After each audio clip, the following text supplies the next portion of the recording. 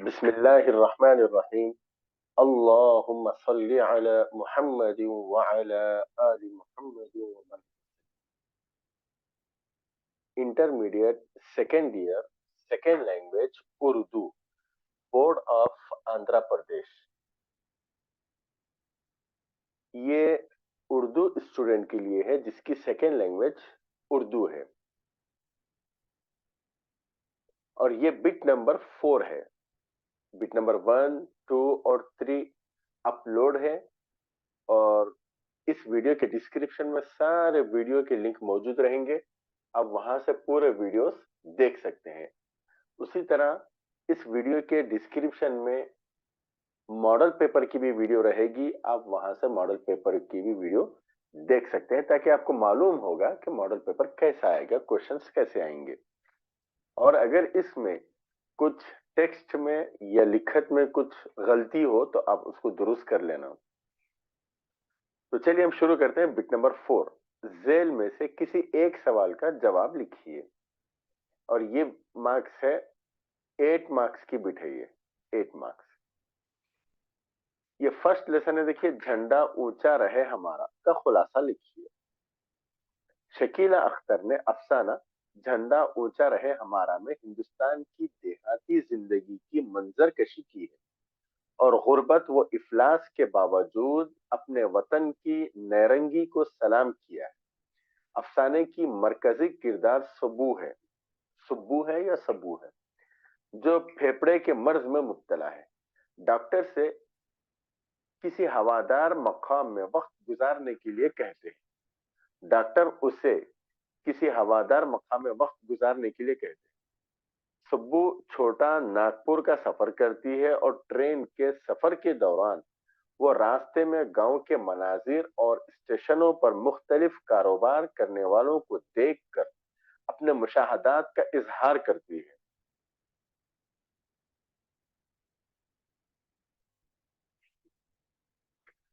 सुब्बू देखती है कि छोटा नागपुर के गांव हरे भरे हैं, जंगलों में मुख्तलिफ जानवर हैं और चारों तरफ खूबसूरत मनाजिर हैं.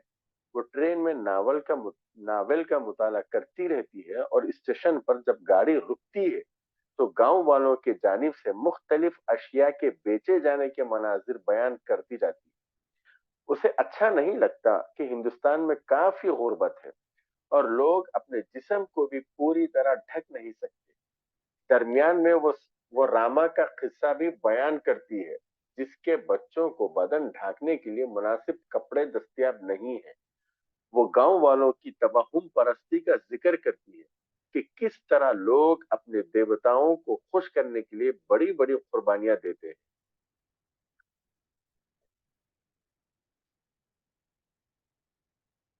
गांव वाले गांव वाले झंडा ऊंचा रहे हमारा गीत गाते थे जो सब्बू को अच्छा लगता था. एक स्टेशन पर बहुत से गरीब मुख्तलिफ आवाज में भीख मांगते दिखाई देते हैं. सुब्बू को एक 3 साला बच्चे पर रहम आता है. वो तो तिली आवाज में कहता है,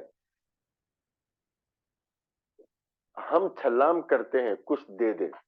सुब्बू को लगता है कि ये बच्चा हिंदुस्तान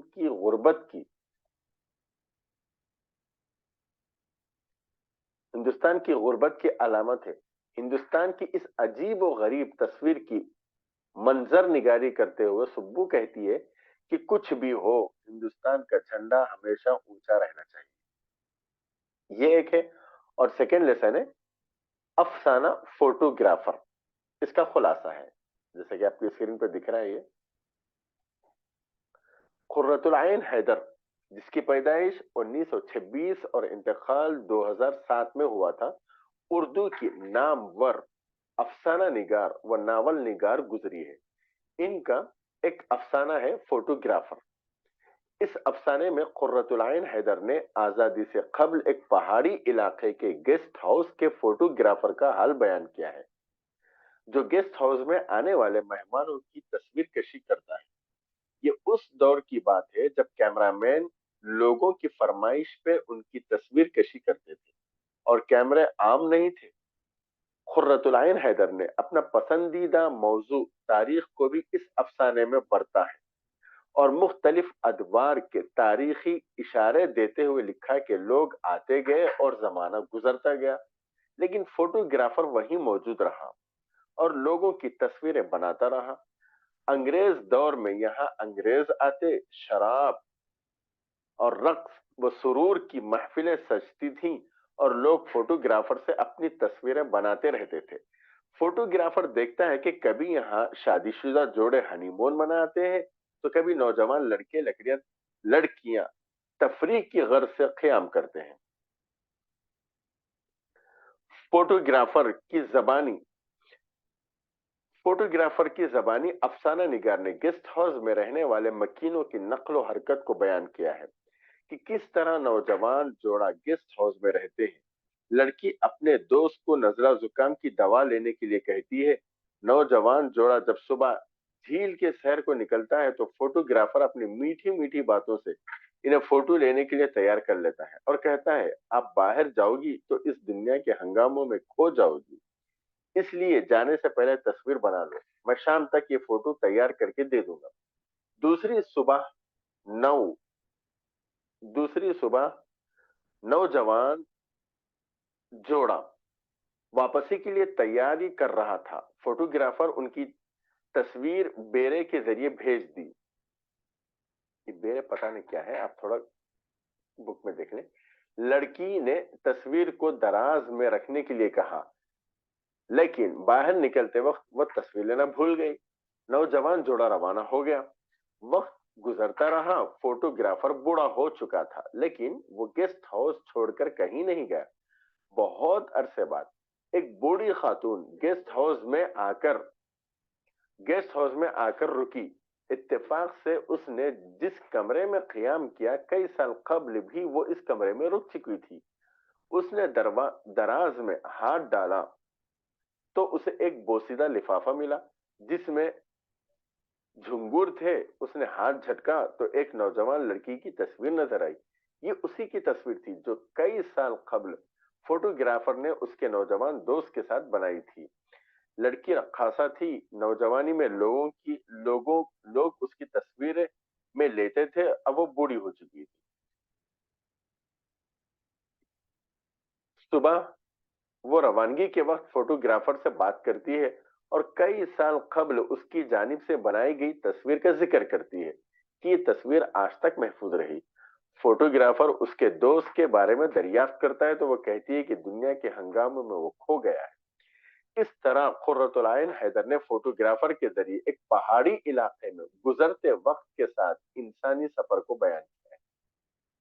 اس کے بعد اور ایک لیسن کا خلاصہ لکھنا ہے، ہو سکتا ہے یہ بھی سوال آ جائے۔ افسانہ ماں کا خلاصہ لکھیے۔ یہ بھی ایک افسانہ ہے، اس کا نام ہے ماں۔ واجدہ تبسم، جس کی پیدائش 1935 اور انتقال 2011 میں ہوا، اردو کی مشہور افسانہ نگار گزری ہیں۔ وہ اپنے افسانوں میں خواتین کے مسائل کی عکاسی کے لیے مشہور ہے۔ نصابی کتاب کے سرسری مطالعے کے حصے میں ان کا ایک افسانہ ماں شامل ہے، جس کا خلاصہ پیش ہے۔ واجدہ تبسم نے افسانہ ماں میں ایک غریب ماں بیٹی کا قصہ بیان کیا ہے۔ واجدہ تبسم کی کہانی کی مرکزی کردار زہرا کی زبانی اپنا افسانہ بیان کرتی ہے۔ زہرا کے 2 چھوٹے بھائی بہن تھے، وہ لوگ غریب تھے۔ ان کی ماں گھر کے کام کر کے باہر والوں کی سلوائی کرتی تھی۔ وہ خود بچوں کی نگہداشت یعنی پالنے کے لیے نگہداشت کرنے کے بجائے زہرا سے کہتی کہ بچوں کا خیال رکھے، اور ہمیشہ کہتی کہ زہرا یہ کر دو، زہرا وہ کر دو۔ مسلسل گھر کے کام کرنے سے زہرا کو کھیل کود کا موقع نہیں ملتا، اور غربت کے سبب وہ اچھا کھانے پینے سے بھی معذور تھے۔ اپنی غربت اور مسلسل کام کی وجہ سے وہ اپنے ماں سے نفرت کرنے لگی تھی۔ اسے پتا نہیں تھا کہ ماں کی ممتا اور محبت کیا ہوتی ہے۔ زہرا اسکول میں رہتی تو اسے کچھ سکون ملتا، لیکن گھر آتے ہی پھر ماں کی باتیں سننا پڑتی۔ ایک دفعہ ماں نے پوچھا، اسکول سے آ گئی ہو؟ تو زہرا بلند آواز میں غصے سے کہتی کہ ہاں آ گئی ہوں۔ بیٹی سے اونچی آواز میں جواب سن کر ماں کو اچھا نہیں لگا۔ وہ بیٹی کو نصیحت کرتے ہوئے کہتی ہے کہ دوسرے گھروں کی بیٹیاں بھی اپنی ماؤں کی گھریلو کام کاج میں مدد کرتی ہیں.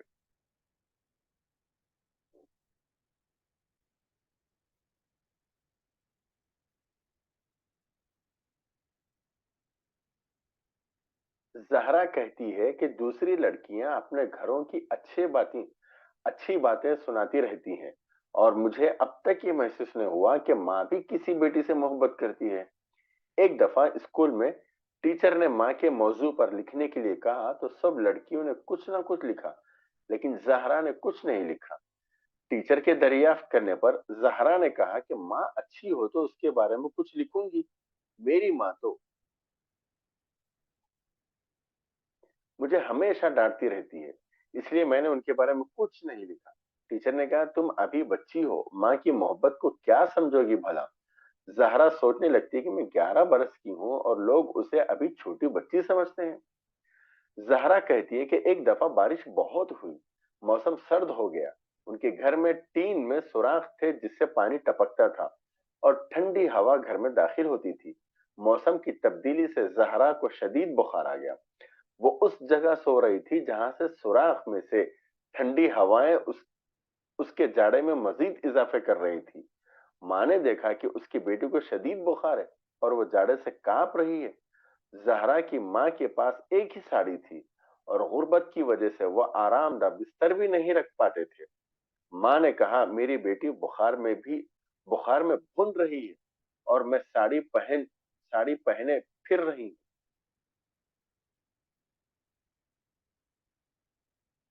انہوں نے اپنی ساڑی کے ٹکڑے کیے اور ان سے ٹین میں لگے ایک ایک سوراخ کو بند کیا تاکہ ٹھنڈی ہوا ان کی بیٹی کو مزید نقصان نہ پہنچائے. تب جا کر زہرا کو احساس ہوا کہ ماں کی ممتا کیا چیز ہوتی ہے. بہت دن تک وہ ماں کی ممتا کو یاد کرتی رہی اور سوچتی رہی کہ کاش کوئی ماں کے بارے میں مضمون لکھنے کے لیے کہے تو وہ اپنے جذبات کا اظہار کر سکے.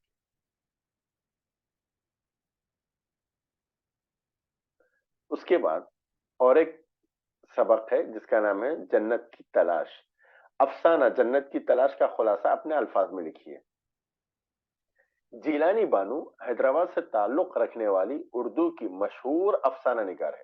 ان کا ایک افسانہ جنت کی تلاش ہے جس میں انہوں نے جنت دوزخ کے تعلق سے معصوم بچوں کے خیالات کو فنکاری کے ساتھ پیش کیا ہے. اکثر ہمارے سماج میں بچے مولوی صاحب کے پاس اسلامی باتیں سیکھتے ہیں. مولوی بھی انہیں کتابی انداز میں دین کی باتیں سکھاتے ہیں، لیکن بچوں کے معصوم سوالات سے بھی مولوی صاحب گھبرا جاتے ہیں. ایسے ہی ایک مولوی صاحب کے پاس پڑھنے والی ایک منی نے معصومیت سے کہا اس نے اللہ میاں کو خط لکھا کہ وہ اس کے والد کو بہت سے روپے بھیجے.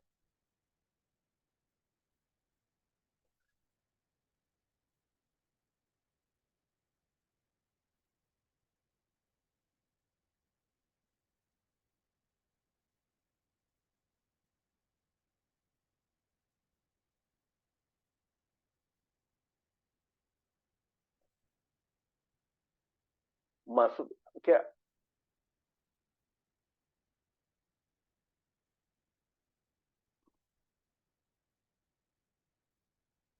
ایسے ہی ایک مولوی صاحب کے معصومیت سے کہا کہ اس نے اللہ میاں کو خط لکھا کہ وہ اس کے والد کو بہت سے روپے بھیجے. مولوی صاحب منی سے کہتے ہیں کہ اللہ میاں کو خط نہیں لکھتے. منی معصومیت سے پوچھتی ہے کہ کیا اللہ میاں اردو نہیں پڑھتے؟ تب مولوی صاحب کہتے ہیں کہ ہمیں دعا مانگ کر اللہ میاں سے اپنی ضروریات طلب کرنا چاہیے. مسجد کے دروازے پر کھڑا ایک اندھا لوگوں سے 1 روپیہ طلب کرتا ہے تو بچہ معصومیت سے مولوی صاحب سے پوچھتا ہے کہ اگر اللہ میاں اس اندھے کی بات سنتے ہیں تو وہ اللہ میاں سے 1,000 روپے کیوں طلب نہیں کرتا؟ مولوی صاحب اس سوال کا جواب نہیں دے سکے. مولوی صاحب بچوں کو نماز پڑھنے، جھوٹ نہ بولنے اور چوری نہ کرنے کی تلقین کرتے. بچے پھر سوالات شروع کر دیتے. مولوی صاحب کہنے لگتے کہ جھوٹ بولو گے تو تم دوزخ میں جاؤ گے.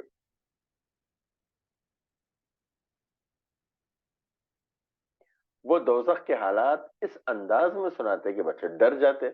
رضیہ دوزخ کا حال سن کر ڈر جاتی.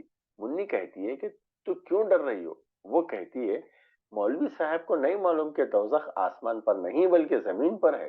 مولوی صاحب کہتے ہیں کہ کیا میں جھوٹ بول رہا ہوں؟ اگر دوزخ زمین پر ہے تو چل مجھے دکھا۔ منی انہیں اپنے ساتھ لے کر جنگم بستی میں آتی ہے اور کہتی ہے کہ ہماری جھوپڑی دوزخ میں ہے۔ رات کو جب ہمارے باپ سیندھی پی کر آتے ہیں اور ماں کو مارتے ہیں تو ماں کہتی ہے یہ گھر تو دوزخ میں ہے۔ جس طرح مولوی صاحب نے دوزخ کی کیفیت بیان کی، اسی طرح ہمارے گھر میں دوزخ کی طرح نہ کھانا ملتا ہے، گھر میں اندھیرا ہے، لائٹ بھی نہیں، چراغ جلانے کے لیے تیل نہیں، پانی دور سے لانا پڑتا ہے، ابا چاول نہیں لائے تو اماں جھوٹ بول کر ہانڈی پکانے کا بہانہ کرتی ہے، کوئی ہمارے گھر نہیں آتا، بارش میں ہر طرف پانی بھر جاتا ہے، ہمارے گھر سانپ بھی نکلا تھا، اس طرح ہمارا گھر دوزخ سے کم نہیں۔ مولوی صاحب پریشان ہو جاتے ہیں کہ اب انہیں دوزخ کے بارے میں کیسے ڈراؤں، یہ تو دنیا میں ہی دوزخ جھیل رہے ہیں۔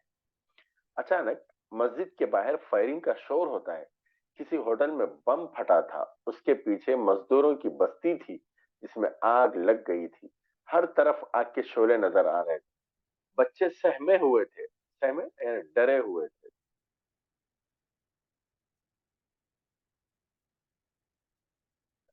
آگے بڑھنے کا راستہ نہیں تھا۔ بچے مولوی صاحب سے کہتے ہیں کیا آج دوزخ زمین پر آ گئی ہے؟ اب آپ اس دوزخ کی جانب ہمیں مت لے جائے، ہمیں تو جنت کا راستہ دکھائیے۔ مولوی صاحب دل ہی دل میں خدا کو یاد کرتے ہوئے کہتے ہیں کہ یا اللہ، تو نے دوزخ تو زمین پر اتار دی اور جنت کا وعدہ حشر تک ٹال دیا، مجھے وہ راستہ بتا کہ میں ان بچوں کو جنت میں لے جا سکوں۔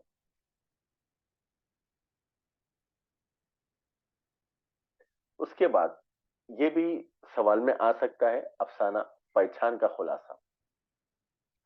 آمینہ ابو الحسن حیدرآباد سے تعلق رکھنے والے اردو کی مشہور افسانہ نگار ہیں۔ ان کا ایک افسانہ پہچان ہے جس میں دیہاتی زندگی کو بڑی خوبصورتی سے پیش کیا ہے۔ اس افسانے کا مرکزی کردار ایک نوجوان ہے جو اپنے گاؤں میں لگی آگ بجھانے کے دوران تھک گیا تھا، اور جب آگ بجھانے والا عملہ آیا، عملہ مانے کام کرنے والا، فائر بریک سمجھے، وہ دور ایک ٹیلے پر جا کر بے ہوش ہو جاتا ہے۔ کچھ دیر بعد جب اسے ہوش آتا ہے تو ایک چرواہا اس کے قریب آتا ہوتا ہے۔ نوجوان بھوک سے نڈھال تھا۔ چرواہا ایک سیٹی مار کر اپنی بہن کو طلب کرتا ہے اور اسے گھر سے دودھ لانے کے لیے کہتا ہے۔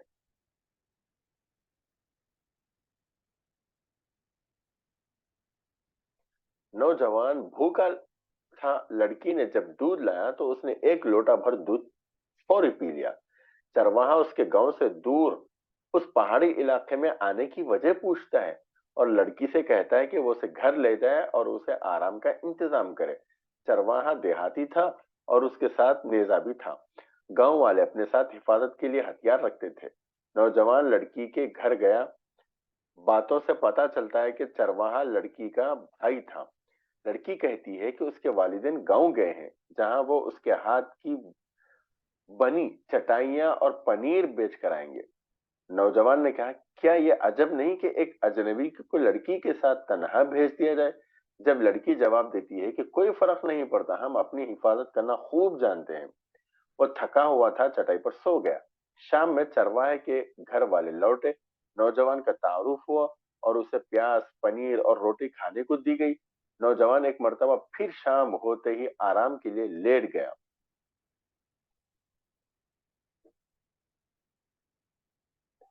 صبح چرواہے کے گھر والے سب کام پر چلے گئے۔ چرواہا دور کچھ کام کر رہا تھا۔ لڑکی نے نوجوان سے کہا وہ منہ دھو لے۔ نوجوان منہ دھونے لگا اور درمیان میں نئی زندگی کی نئے رنگیوں کو یاد کرنے لگا۔ کل سے آج تک واقعات اس کے ذہن میں آئے۔ وہ چرواہے سے کہنے لگا اب میں اپنے گاؤں جاؤں گا۔ زندگی کا سفر بھی تو جاری رکھنا ہے۔ نوجوان چرواہے کی چاقو اور نیزے سے ڈر گیا تھا۔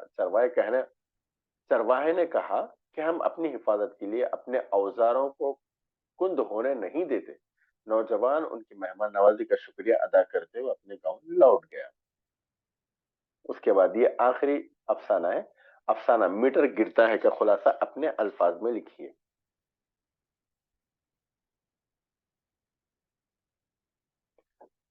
صادقہ نواب سحر اردو کی ایک مشہور افسانہ نگار ہے۔ ممبئی میں ان کی تعلیم و تربیت ہوئی۔ افسانہ میٹر گرتا ہے میں انہوں نے ممبئی شہر میں ٹیکسی چلانے والے ایک غریب کی زندگی کا نقشہ کھینچا ہے، جو 2 وقت کی روٹی کمانے کے لیے صبح سے رات 11 بجے تک ٹیکسی چلاتا رہا۔ عام طور پر ٹیکسی ڈرائیوروں کی عادت ہوتی ہے کہ وہ مسافروں سے بات کرتے ہوئے ٹیکسی چلاتے ہیں اور اپنا احوال اور حالت حاضرہ پر گفتگو کرتے رہتے ہیں۔ چنانچہ